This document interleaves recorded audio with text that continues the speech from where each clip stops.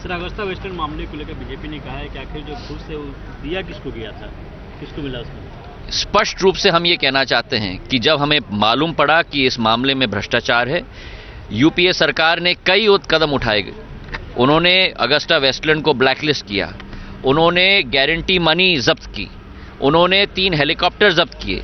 जो भारत सरकार ने 1680 करोड़ रुपए दिए थे अगस्ता वेस्टलैंड को इस हेलीकॉप्टर डील के लिए, उसमें ब्याज समेत 2080 करोड़ हम लोग ने वापस कोर्ट के द्वारा हमने लिया है। हमने इस कंपनी को ब्लैकलिस्ट किया।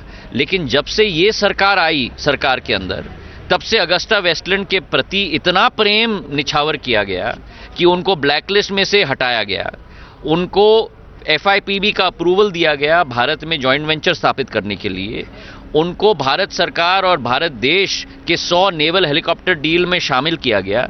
तो ये दोहरी नीति की क्या बात कर रहे हैं?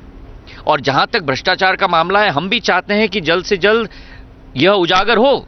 और पिछले 2 साल से ये लोग सरकार में हैं, पिछले 2 साल से प्रधानमंत्री नरेंद्र मोदी और भाजपा की सरकार ने इस केस में गतिविधि क्यों नहीं बढ़ाई, ये प्रश्न हम पूछना चाहते हैं। और जब स्वयं वो मिशेल ने कहा है नवंबर 8, 2015 की चिट्ठी के आधार पर कि मैं तैयार हूं CBI और ED को अपने तरफ से बयान देने के लिए, तब से ये सरकार चुप्पी क्यों साधी हुई है? तो प्रश्न तो आज भाजपा से किया जाना चाहिए, कांग्रेस से नहीं, क्योंकि 2 साल से ये सरकार में है और भ्रष्टाचार जो हुआ है, जो कांग्रेस ने उजागर करवाया था, उस पर जल्द से जल्द ये कार्रवाई क्यों नहीं कर रहे हैं? कानून है, ऐसा नहीं है। हर एक अपराध के ऊपर किस पनिशमेंट दे सकते हैं, कानून है। अपराध है तो हमारे ऊपर चार्जशीट करना, FIR करना, एक्शन। और इसके साथ साथ 10 फरवरी 2014 में चुनौती देता हूं मनोहर पारिकर जी को, फाइल निकालकर सार्वजनिक पटल पर रख दें। 10 फरवरी 2014 को तत्कालीन यूपीए कांग्रेस सरकार और AK एंटनी जी ने इस कंपनी की बैनिंग और ब्लैक लिस्टिंग की प्रक्रिया शुरू कर दी और साथ साथ एक आदेश और जारी किया जिस दिन CBI केस शुरू किया गया, और वो ये था कि फिन मैनेका, ऑगस्टा वेस्टलैंड या किसी भी और इस ग्रुप की समूह की कंपनियों के साथ कोई भी कॉन्ट्रैक्ट जारी नहीं रह पाएगा। परंतु मनोहर पारिकर साहब ने क्या किया? एक्चुअली जेटली साहब उन दिनों रक्षा मंत्री थे। जब वो सत्ता में आए तो उन्होंने ये आदेश जारी किया 22 अगस्त 2014 को, और इससे उन्होंने वो पूरी बैनिंग की प्रक्रिया जो 3 जुलाई 2014 को पूरी हो गई थी, उस बैनिंग की प्रक्रिया को उल्टा करके, रिवर्स करके ऑगस्टा वेस्टलैंड को रक्षा सौदों के अंदर शामिल होने की इजाजत दी। क्या कारण था? क्या भ्रष्टाचार हुआ था? क्या कोई नई दोस्ती हुई थी? क्या कोई नई अनुकंपा हुई थी मनोहर पारिकर जी या जेटली साहब या नरेंद्र मोदी साहब की?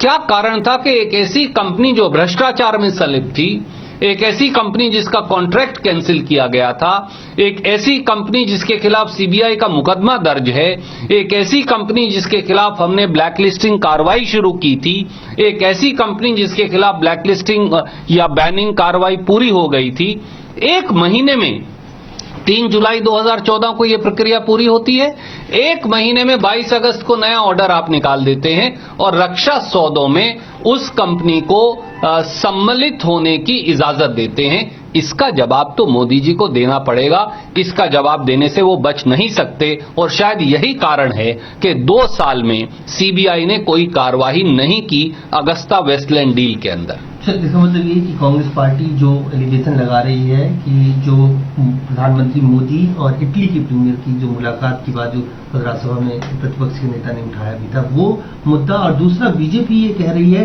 कि इस पूरे प्रक्रिया को नेशनलाइजेशन जो बैंक का था वो कांग्रेस पार्टी ने नहीं किया था, वो बीजेपी की जब सरकार आई उन लोगों ने इसकी शुरुआत की थी, आप लोगों ने सिर्फ होल्ड पे डाला।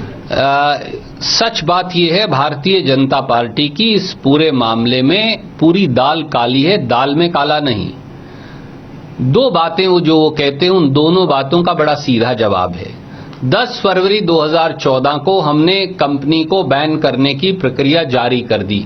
बैन करना किसी कंपनी को कोई जादू की छड़ी नहीं कि उसे रगड़ो और वो बैन हो जाए। उसके लिए बाकायदा नोटिस दिया जाता है, उनका जवाब मांगा जाएगा, उस पर कार्रवाई होगी। 26 मई 2014 को सरकार बदल जाती है, परंतु वो प्रक्रिया जो 10 फरवरी को चलाई थी वो 3 जुलाई 2014 को पूरी हो जाती है। तो मोदी जी ने 30 दिन में थोड़ी जादू किया, हमने ये प्रक्रिया 14 फरवरी 2014 को शुरू की और वो 3 जुलाई 2014 को पूरी हो गई। इतनी देर में 1 महीना मोदी जी की सरकार रही, ये सच है। परंतु क्या पारीकर साहब ये साहस दिखाएंगे कि उनकी झूठ पकड़ी जाए? वो इस सारी प्रक्रिया की फाइल, ये तो कोई गुप्त सुरक्षा का या सामरिक महत्व का मुद्दा नहीं, वो सार्वजनिक पटल पर क्यों नहीं रख देते? सदन के पटल पर क्यों नहीं रखते? दूध का दूध पानी का पानी सामने आ जाएगा और मोदी सरकार और पारीकर जी की झूठ पकड़ी जाएगी। दूसरी बात, अगर 3 जुलाई 2014 को अगस्ता वेस्टलैंड को बैन किया जाता है तो 22 अगस्त 2014 को उसको दोबारा डीलिस्ट या दोबारा सुरक्षा सौदों में पार्टिसिपेट करने की इजाजत क्यों दी जाती है? क्यों मोदी सरकार के द्वारा अगस्ता वेस्टलैंड को मेक इन इंडिया में शामिल किया जाता है? क्यों मोदी सरकार के द्वारा फॉरेन इन्वेस्टमेंट प्रमोशन बोर्ड में टाटा और अगस्ता वेस्टलैंड के ज्वाइंट वेंचर की इजाजत दी जाती है? क्यों मोदी सरकार के द्वारा अप्रैल 2015 में 100 नेवल यूटिलिटी हेलीकॉप्टर खरीदने की इजाजत दी जाती है? क्या इन सब बातों का मोदी जी जवाब देंगे? क्या इनका कारण ये तो नहीं था कि कहीं ना कहीं मोदी सरकार की संपूर्ण अनुकंपा अगस्ता वेस्टलैंड और उनके मित्रों पर थी? इसीलिए ईडी और सीबीआई, मैं बहुत जिम्मेवारी से कहता हूं, इन दोनों ने मेक इन इंडिया में अगस्ता वेस्टलैंड को शामिल करने का विरोध किया, उनकी ब्लैक लिस्टिंग और बैनिंग खत्म करने का विरोध किया, पर मोदी जी ने उनकी सुनी नहीं, रक्षा मंत्री पारीकर जी ने उनकी सुनी नहीं। तो क्या पारीकर साहब सोए हुए थे या मिले हुए थे? इसका जवाब भी दे दें।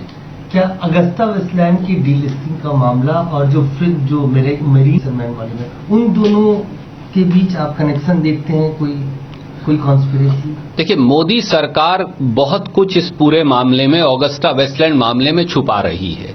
3 सीधे से प्रश्न है।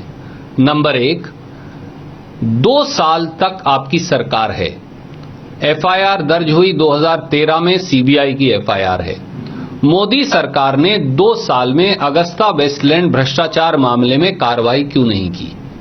आज तक किसी दोषी को पकड़ा क्यों नहीं?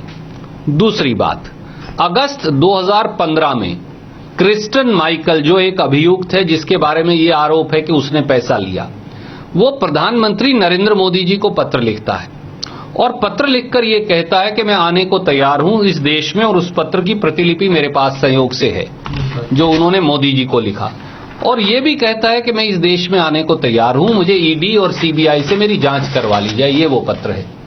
परंतु मोदी जी उसे नहीं बुलाते, ईडी और सीबीआई उसकी जांच नहीं करती। ऐसा मोदी जी क्यों कर रहे थे? मोदी सरकार क्यों कर रही थी? वो क्या छुपा रहे थे? तीसरा, अगस्ता वेस्टलैंड अगर भ्रष्ट कंपनी है, ब्लैक लिस्टेड कंपनी है, बैंड कंपनी है, आप कहते हैं 3 जुलाई को हमने की, तो फिर आपको उसे रक्षा सौदों के अंदर, वो भी सामरिक महत्व के रक्षा सौदों में पार्टिसिपेट करने की इजाजत क्यों दे रहे थे? और चौथा, जैसा आपने कहा, मोदी जी और इटालियन प्राइम मिनिस्टर की मीटिंग के बारे में कांग्रेस नेतृत्व को साजिशन फंसाने के लिए ये खुद अभियुक्त कह रहे हैं। मोदी जी ने आज तक इसके बारे में कोई बयान नहीं दिया। वो तो अगर कोई बीमार भी हो जाए, किसी का जन्मदिन भी हो तो ट्वीट करते हैं, पर ऐसे महत्व के मामले में प्रधानमंत्री क्यों चुप्पी साधे हैं? क्यों कहते नहीं कि उन्होंने कांग्रेस नेतृत्व को साजिशन फंसाने की साजिश नहीं रची थी? इटालियन मरीन्स को वापस ले के बदले में कांग्रेस नेतृत्व का झूठा नाम आए, इस प्रकार की साजिश नहीं की थी। इन बातों का जवाब मोदी सरकार को देना होगा। जिन लोगों को भय है वो लोग ऐसा कहते हैं, जिन लोगों को भय है इस बात का कि उनका पर्दाफाश होगा, जो झूठे आरोप लगाए हैं उससे जनता समझेगी कि कितने घबराए हुए हैं, कितने बौखलाए हुए हैं, वो लोग ऐसा कहते हैं।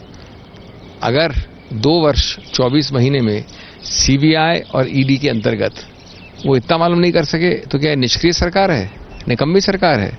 हमसे क्यों पूछ रहे हैं? 2 वर्ष से सीबीआई और ईडी के वो केस चल रहे हैं जो हमने शुरू किए और हमसे पूछ रहे हैं। who want to whitewash the whole thing and take this company into confidence and deal with and do business with them. That is what they want. We have now doubts that, even Mr. Subramanian Swamy may be a middleman for this deal now.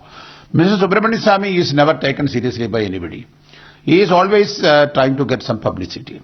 Here is a case where this whole deal with Augusta Westland, when there was some allegations against that, there is an integrity clause in that agreement. You cannot see a better transparent agreement than the agreement signed by UPA government and Augusta Westland. The integrity clause is very clear. According to that, when there was an allegation, UPA government cancelled this order and they proceeded. Government of India conducted the case in Milan in Italy and we won the case. More than their security deposit, we got the money also. 3 helicopters were confiscated also. The deal was cancelled. Enquiry was conducted. The whole thing was given to CBI. This government is in office for the last 2 years. And I do not know why this government is allowing Mr. Subramanian Swamy to do this blackmailing and the government is not doing anything. In fact, the Prime Minister, Ms. Arun Jaitley, Subramanian Swamy, all are colluding only to blackmail the Congress leadership and they are not going to succeed.